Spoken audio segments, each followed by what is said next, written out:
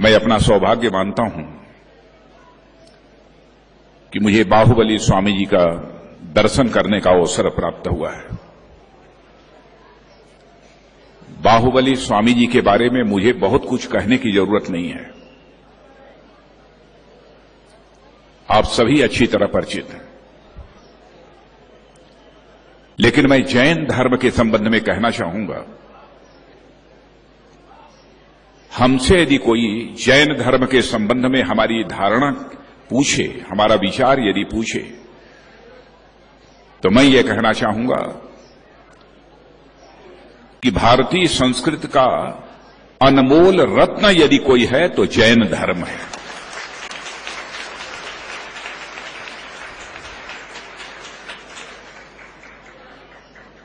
हिंसा को मूल रूप से नकारता है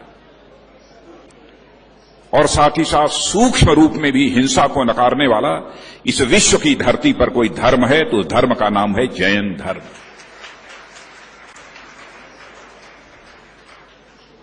आप सभी जानते हैं, सारे विश्व में स्पर्धा का दौर चल रहा है, कंपटीशन एक दूसरे से, हिंसा का दौर चल रहा है।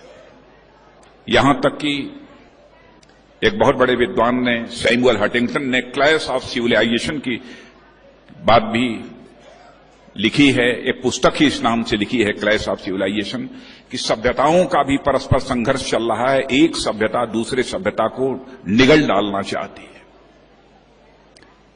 इस सीमा तक एक दूसरे को हड़पने का, एक दूसरे पर एकाधिकार स्थापित करने का यह सिलसिला चल रहा है। आतंकवाद के बारे में भी आप जानते हैं, जिसने पूरी तरह से हिंसा को स्वीकार किया। तो यह हिंसा का दौर, एक दूसरे पर आधिपत्य स्थापित करने का जो यह दौर जो चल रहा है, इसमें कौन सी ऐसी विचारधारा है जो मानव समाज को इन सारी चीजों से निजात दिला सकती है? तो मैं ये कहूंगा कि वह एक ही विचारधारा है, वह जन्म धर्म की, जैन धर्म की दार्शनिक अवधारणा में यदि व्यक्ति विश्वास करे तो काफी हद तक इन चीजों से छुटकारा मिल सकता है। हमारी यह निश्चित धारणा है। और जैन धर्म का जहां तक सवाल है,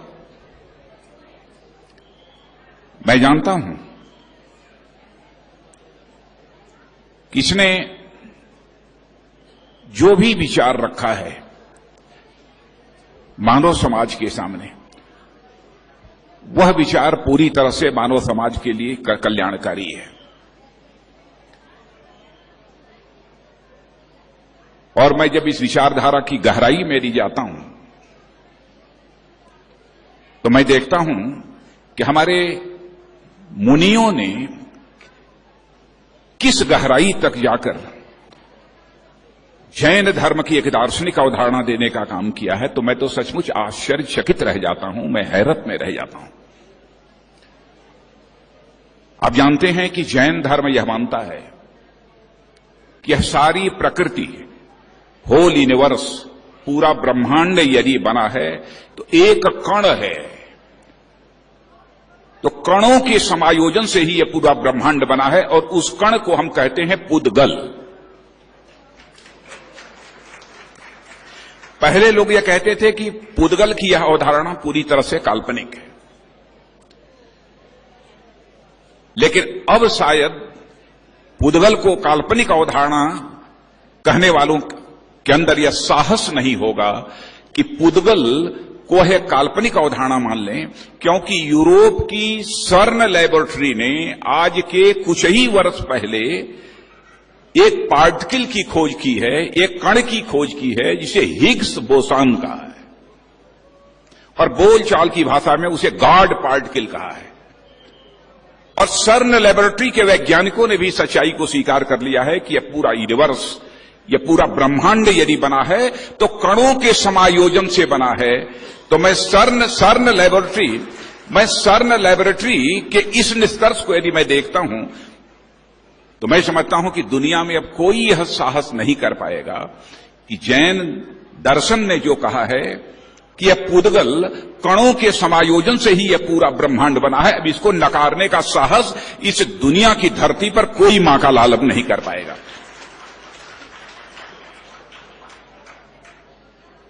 कोई गहराई में जाकर देखे तो, जहां तक चंद्रगुप्त मौर्य का प्रश्न है, एक राष्ट्र का संगठित स्वरूप आज के लगभग 2400 वर्षों पहले यदि किसी ने देने का काम किया है तो चाणक्य के निर्देशन में चंद्रगुप्त मौर्य ने ही देने का काम किया है। और चंद्रगुप्त मौर्य जैन धर्म की अहमियत को, जैन धर्म के महत्व को कितना समझते थे कि उन्होंने राजा रहते हुए ही जैन धर्म स्वीकार किया था।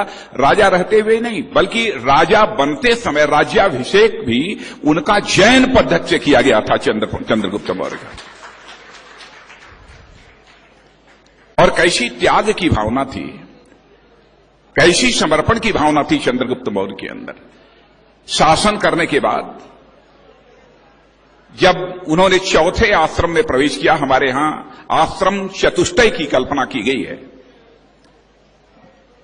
एक आप जानते हैं ब्रह्मचर्य आश्रम, गार्हस्थ आश्रम, वानप्रस्थ आश्रम और चौथा संन्यास आश्रम। चौथे आश्रम संन्यास आश्रम में जब उन्होंने प्रवेश करना था तो उसके लिए स्थान भी यदि कोई उन्होंने चुना तो श्रवणबेलगोला का ही स्थान चंद्रगुप्त मौर्य ने यह चुना था, जहां पर बाहुबली स्वामी जी, अद्भुत प्रतिमा, मैं ऊपर से ही उस प्रतिमा को देख रहा था। हमारे मित्र श्री अनंत कुमार जी मुझे दिखा रहे थे, अद्भुत प्रतिमा बनी है। इसलिए जब मैं इस स्थान पर आया तो सचमुच मुझे जहां पर शांति की अनुभूति हो रही थी, क्योंकि यह धार्मिक स्थल है इसलिए स्वाभाविक रूप से शांति की अनुभूति हो रही थी। वहीं पर मुझे गौरव की भी अनुभूति हो रही थी कि यह श्रवणबेलगोला का स्थान भारत को ही नहीं बल्कि सारे विश्व को त्याग का संदेश देने वाला स्थान है, समर्पण का संदेश देने वाला स्थान है और जरूरत पड़ने पर मानव कल्याण के लिए अपना सर्वस्व अर्पण कर देने का संदेश देने वाला स्थान यदि कोई है तो यह श्रवणबेलगोला है। ऐसी पवित्र धरती पर मुझे आने का यह अवसर प्राप्त हुआ है, इसे मैं अपना सौभाग्य मानता हूं।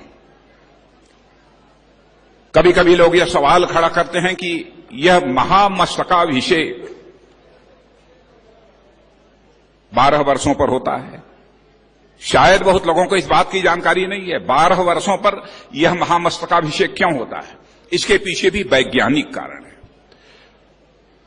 और मैं जैन धर्म के संबंध में भी कहना चाहूंगा, जैन धर्म पूरी तरह से वैज्ञानिक है। मैं कई ऐसे जैन धर्म के पक्ष हैं जिन पर कि मैं अपने विचार प्रस्तुत कर सकता हूं। तो 12 वर्ष पर भी जो महामस्तकाभिषेक होता है उसके पीछे भी एक वैज्ञानिक कारण है। आप लोगों को जानकारी इस बात की होगी कि हमारे 24वें तीर्थंकर भगवान महावीर को भी ज्ञान यदि प्राप्त हुआ था तो 12 वर्ष की कठोर तपस्या के बाद जो है भगवान महावीर को ज्ञान प्राप्त हुआ था। भगवान महावीर ने 12 वर्ष तक कठोर तपस्या की थी, तब उन्हें ज्ञान प्राप्त हुआ था। आप देखते होंगे प्रयाग में कुंभ भी, जो महाकुंभ भी लगता है वो 12 वर्षों के बाद महाकुंभ लगता है प्रयाग में। क्यों ऐसा होता है 12 वर्ष के बाद क्यों? यह जो सौर मंडल है, जो सोलर इक्लिप्स है, इसमें एक ग्रह होता है बृहस्पति, जो बहुत ही अच्छा ग्रह बृहस्पति माना जाता है, जो शांति का संदेश देने वाला, सद्भावना का संदेश देने वाला, सदाचार का संदेश देने वाला, बहुत ही एक अच्छा विचार देने वाला, एक बहुत ही शुभ ग्रह और कल्याणकारी ग्रह बृहस्पति माना जाता है। और यह बहुत वजनी होता है, बहुत बड़ा ग्रह यह बृहस्पति ग्रह माना गया है। और बृहस्पति ग्रह भी अपना एक चक्र पूरा करता है तो उसे एक चक्र पूरा करने में 12 वर्ष लग जाते हैं। यह है 12 का महत्व। यानी सौर मंडल का जो सबसे महत्वपूर्ण ग्रह बृहस्पति भी है, उसको भी अपना एक चक्र पूरा करने में 12 वर्ष लगते हैं। इसीलिए महामस्तकाभिषेक भी यह 12 वर्ष के बाद। बाहुबली स्वामी जी का होता है। कुंभ भी महाप्रयाग का होता है तो वो 12 वर्ष के बाद होता है। तो ये 12 इस अंक की भी एक अहमियत है। जो कुछ भी होता है उसके पीछे कोई न कोई वैज्ञानिक आधार है, वैज्ञानिक कारण है। और मैं समझता हूं कि जैन धर्म के जो मूल्य हैं, जैन धर्म की जो अवधारणाएं हैं, हर मानव समाज के लिए अनुकरणीय है, इसमें कहीं दो राय नहीं है। और इसी में मानव समाज का कल्याण है। कभी कभी लोग यह कह देते हैं कि साहब हिंदू संस्कृति, हिंदू धर्म और जैन धर्म ये बिल्कुल अलग अलग हैं। मैं मानने को तैयार नहीं। मैं तो कहता हूं कि यदि किसी सब्जेक्ट के किसी एक भाग से, सब्जेक्ट के किसी एक विषय पर किसी ने पीएचडी कर ली तो क्या यह मान लिया जाए कि उसका उस सब्जेक्ट से रिश्ता टूट गया? यदि हम फिजिक्स के, यदि भौतिक शास्त्र के, यदि हम छात्र हैं फिजिक्स के और हमने इलेक्ट्रॉनिक्स में अथवा किसी विषय पर यदि हमने कोई रिसर्च कर लिया तो मान लिया जाएगा कि वो फिजिक्स का अथवा उस विषय का पार्ट नहीं है। तो मैं तो यह कहता हूं कि हिंदू संस्कृति, भारतीय संस्कृति यह सब्जेक्ट है, तो अहिंसा के मामले में डॉक्टरेट की डिग्री यदि कोई है तो यह जैन धर्म है। इसलिए इन दोनों को एक दूसरे से